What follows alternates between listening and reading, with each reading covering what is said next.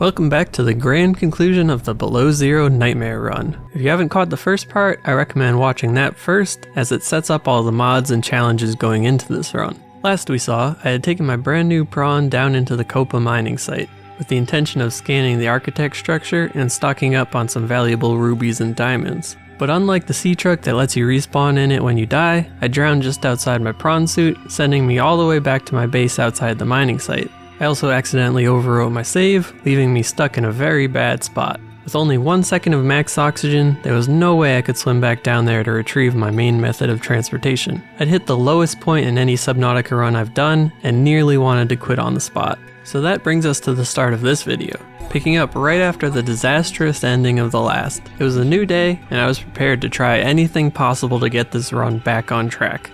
I made the long, dangerous swim back to my main base in the dead of night. All I could really do was swim towards the beacon and hope I didn't get one shot by an invisible threat. The only option I had at this point was to make an entirely new prawn suit from scratch. I had a decent amount of materials saved up from earlier, which helped cut down on the farming time a little bit.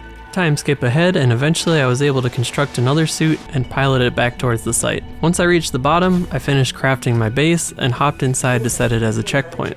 Now when I died, I would respawn inside a base with no oxygen, right next to my 2 prawn suits. A little risky, but there was just enough time to jump out and get in a nearby prawn before drowning.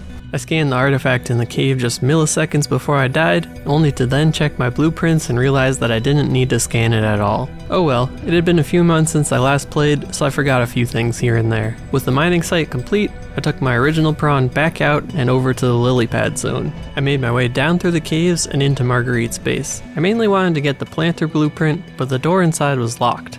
I'm fairly sure this is a bug, because I'd already found her at Delta Station and this was the next step in her storyline. Regardless, I couldn't get in, so those blueprints were forever locked away. I did however manage to grab some kyanite from the crystal caves, which I needed for the final prawn suit depth module, although it wasn't without some annoyances. Like usual, the Shadow Leviathan saw me from miles away, but with the increased damage multiplier, any attack from it instantly destroyed my prawn.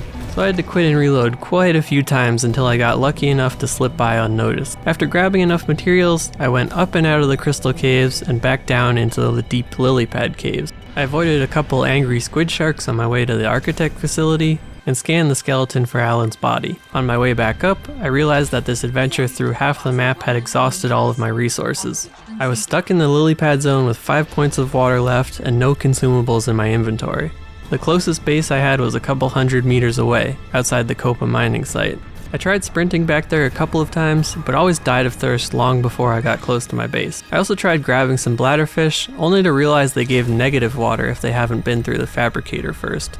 In the end, snatching up every gel sack in sight is what saved me. I chowed down on that plant jello and then hoofed it back to my closest base. I made it back inside with literally 1 point of water left and grabbed some snacks to keep me alive. I told you those pepper plants would come in handy later. With 1 architect piece scanned, my next stop was the Arctic Spires. I had the snow fox, but it kept getting instantly killed by the ice worm every time I tried to drive by. On the other hand, the worm wasn't nearly as dangerous on foot, so I decided to just run through the entire zone. I scanned the tissue sample for Alan, and then prepared for the equally long trek back. Since I chose to skip the cold suit, I was relying entirely on a stack of peppers to keep my warmth up. If I got hit with some unlucky snowstorms, I'd lose way too much warmth for my peppers to last. Luckily, I was blessed with some good RNG, and the weather held out until I made it back to the ocean. Back at my base, I started preparing for the final leg of the run. I wanted to scan the final blueprint for Alan in the crystal caves, and then immediately go to the fabricator facility to make his body. It would save me a lot of travel time and keep my Shadow Leviathan encounters to a minimum. So that meant a lot of material hunting, followed by packing up my prawn with everything I needed to make his body. Most of the materials were easy to get, but I was missing one last crucial item. Yep, those pesky synthetic fibers once again. My only choice at this point was to head to the deep purple vents and hope I got lucky with the chelicerate. I almost got chomped on my way down, but I managed to land a punch right as it was about to bite me. The cold robotic fist sent it scurrying off, giving me time to head down and collect some spiral plant samples. I made a quick exit, luckily avoiding the chelicerate altogether on my way back to base. With all the required materials at hand, I was finally ready to make my last trip down to the crystal caves. I decided to take the path through the lily pad caverns and past Marguerite's base because it put me closest to the main objectives, so I could minimize my time in Shadow Leviathan territory. I got lucky yet again and missed the Shadow Leviathan on my way down to the Architect facility. I scanned the final piece, saved my game, and prepared for the run to the finish line, right through the path of 2 angry worms. Seemingly taunting me, one Leviathan hovered just above the exit of the Architect facility for quite a while. I waited him out and then made a break for it. I didn't make it too far though. After a quick reload, I managed to avoid the first Leviathan and then made my way into the Red Crystal Caves. I spotted the second Leviathan floating around the entrance to the Fabricator facility, but he gave me a good head start before giving chase. I jumped out of my prawn right as he got close and slipped in the laser doors unharmed. The inside of the facility was already dark in the normal game, and the shader I was using made it way worse. I held my flashlight out, even though it didn't have much of an effect. I already had all the required materials on hand, so I crafted the pieces for Alan's body right away. Once his body was finished, he told me to meet him back at the Architect facility near Outpost 0. After a run full of painful challenges with interesting solutions, I had one last trick up my sleeve. Remember when I said that the sea truck lets you respawn inside it, but the prawn doesn't? Well, all I had to do was swim outside of the facility and quickly drown. Since the last base I entered was right near the life pod, and since I took a prawn suit all the way down to the facility, I was instantly teleported back to the surface.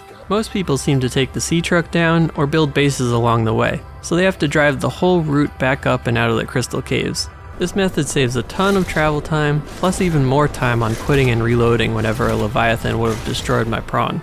Back at my base, it was a short trip over to Outpost 0 to meet up with Alan. Much like the other areas, the facility I found him in was almost completely black, aside from a few glowy bits. Anyways, the game was pretty much over at this point, so I listened to him monologue for a bit while I prepared the spaceship. Once his chores were done, I conveniently forgot that whole story about finding out what happened to my sister. I'm sure she's safe and totally didn't die after setting off explosives in a cave for no reason, right? Regardless, side stories were a thing of the past, as I blasted off into space with my new robotic sidekick.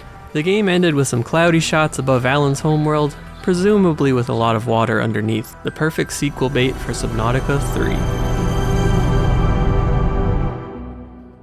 And that about wraps up the Below Zero Nightmare run. The final time was right around 15 hours. I glossed over a lot of boring parts, like the constant need to collect food and water, or the accidental drownings every so often, but you saw all the highlights.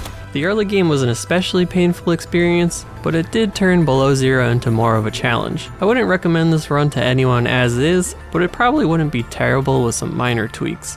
If I had to do it again, I'd turn off the 2x hunger, thirst, and cold multipliers. They didn't really prove to be anything more than an annoyance. The 4x damage multiplier did provide a unique challenge, making even small threats potentially deadly, so no major issues there. The 1 second of oxygen was interesting for a while, but became pretty tiring after I got a few hours in. On a second go, I'd probably increase it to a few seconds and allow air tanks to boost it up more than that. And last but not least, that horror shader I was using. Sure, it made it harder to see threats, but it also made just about everything else harder to see too. It was interesting to experience once, but I wouldn't use it again. The devs worked hard on balancing those colors, and I've yet to see any Subnautica shader pull off a better look. That covers everything that went into this run. I've done a lot of other Subnautica runs in the past, and I can definitely say I still have more of an interest in the first game. Although, I covered all my thoughts on both games in an earlier video, so I won't get into that now. This one turned out to be twice as long as I planned anyways. So for now, I'm back to working on some other videos I've been planning for a while. Hopefully things that are a bit smaller, but still pretty interesting, so that I can post more often. If you dug this video, you may like some of my other long-form content. Although my Subnautica stuff seems to be the most popular, I cover all sorts of games and topics. If you want to support the channel, subscribing always helps out a lot, and feel free to leave a comment if you'd like. I try to read all of them, even if I can't respond to every one. I think that's a good point to end this video. Thanks for sticking around until the end, folks. See you all in the next one.